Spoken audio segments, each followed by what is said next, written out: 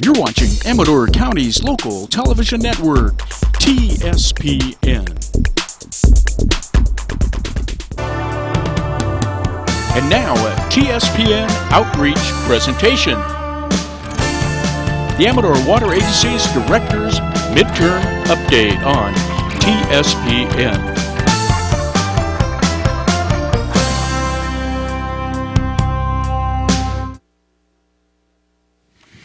Good morning, I'm Lucy Hackett, and I'm here this morning with Amador Water Agency Directors Paul Molinelli Sr. and Art Toy. Both Paul and Art were elected to the Amador Water Agency Board in 2010. They've been in office for a couple of years, and we thought this would be a great time to help the public catch up on what's been going on at the water agency for the last couple of years.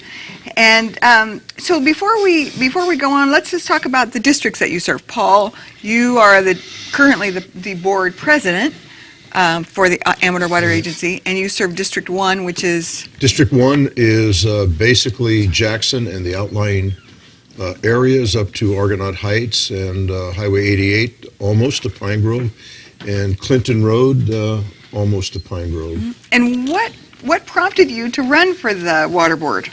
You're a busy guy. You run ACE's Waste Services along with your family and some partners, but it's a big job to tackle the water board. What was your interest in that? It has been.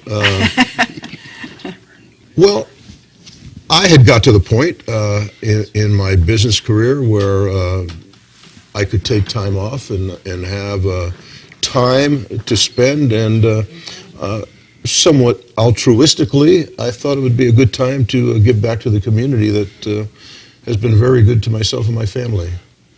And Art, which district do you serve? I'm in District 5, which is the city of Plymouth, the communities of Dry Town, River Pines, and I run up also Fiddletown. It runs up Fiddletown Road and up Shake Ridge Road. Up pretty high into the upcountry. It runs right to 88 on Shake Ridge Road. So and then I have Willow Creek too. So right. Folks may not know that the Amador Water Agency Board of Directors districts are the same as Amador County supervisorial districts, and I think we have a map of the supervisors' districts to show folks if you're not familiar, but there are 5 districts, and the Amador Water Agency is overseen by an elected board which has one representative from each of the supervisors' districts, or the same boundaries. Supervisorial district. Yeah. Correct. And what was your motivation for running for the board? Well, I knew I've been social friends with Terry Moore, who was the previous director for District 5 for 20 years now, and so Terry suggested that he knows what my skill set is, and he thought it would be a good idea if I ran, and it's sort of the same with Paul. It was time to give something back to the community. I'm largely retired from day-to-day farming activities, and so I had time to devote to this agency, and it's a good thing I had time. And what was it takes a lot of time. skill set that Terry knew you had? What did you do that? Well, I came from a high-tech industry, and so I know management and budget and people and facilities, and I'm a farmer. I'm a grape farmer, so I know the business aspects of running things on the cheap. Okay. Okay. Well, that actually brings us to finances, and both of you came on board in 2010, or elected in 2010. What did the water agency finances look like when you were seated on the board?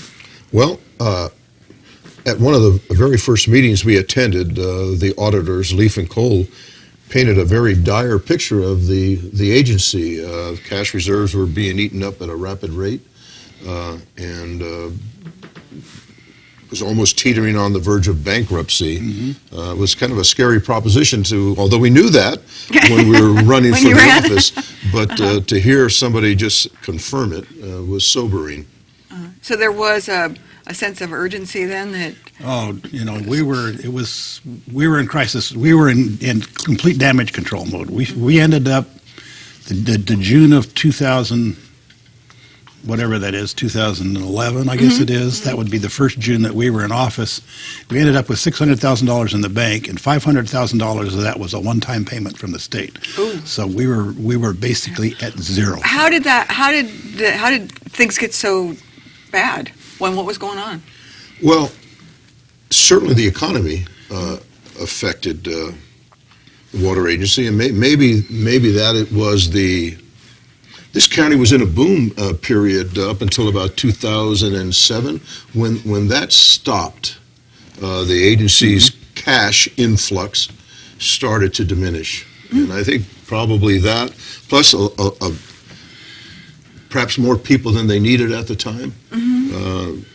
Sort of the same, rock and a hard place that much of small government in the whole country, well, and big government, as a matter of fact, found themselves in with the recession affected revenue, particularly with the water agency, because people actually started using less water for a variety of reasons. You have foreclosures. People don't have so much money. They start conserving. I mean, a lot of empty houses. So all of a sudden, businesses closed. Yeah, I mean, all of a sudden, the agency sheds a third of its staff. We make zero raises. So we put employees on furlough one day a month. Just taking drastic measures, doing anything we can to try and catch up to the fact that revenue's not there. This is something that every family and every business in Amador County is experiencing. Sure. Things are costing more and the incomes are not rising fast enough. It's a tough situation. Yeah, just to follow up on what Art was saying, with the help of the employees, we made a lot of personnel cuts. We cut their pension benefits. It was serious stuff, and we got it down to the bare bones, I think, which has made it difficult sometimes to maintain and keep things going. But the crews that are working and the staff have done a great job. So at the height of the employment, there was some 60-some employees. Now you're down to high 30s, I think. We're sort of an authorized staffing level about 41 or 42, and we have some empty positions that we have to fill. We have crews that can't operate.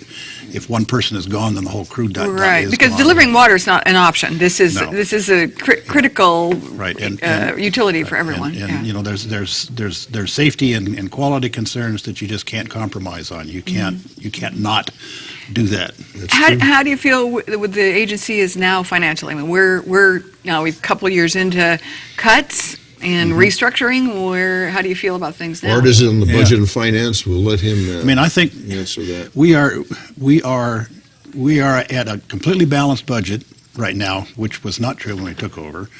We've been that way for a couple of years, but we're balanced on the backs of the employees right now because of the furloughs and the lack of raises, so that's not sustainable. We're not doing all the maintenance we ought to do, and we're getting some indications that we really are understaffed, that there are people who are doing way too much overtime. We're not keeping up with maintenance.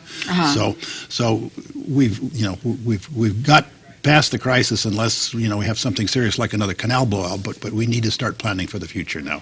Growth will come back, and we need to be ready for it. You're starting to feel revenues turn around at all? I mean, are people starting to use more water? Is the recession feel like it's over? Well, I think the agency? I think the water usage is really maybe an indication more of the weather we've been having. Well, and the weather. I know my sprinklers have been on early this year. I don't know that it's related to any recovery other than just that. Yeah. Hard to tell. So moving forward with the kind of balance that you have, is it sustainable where the agency is now? Are you, in terms of money in, money out? The agency has to build reserves. Right. It's simple as that.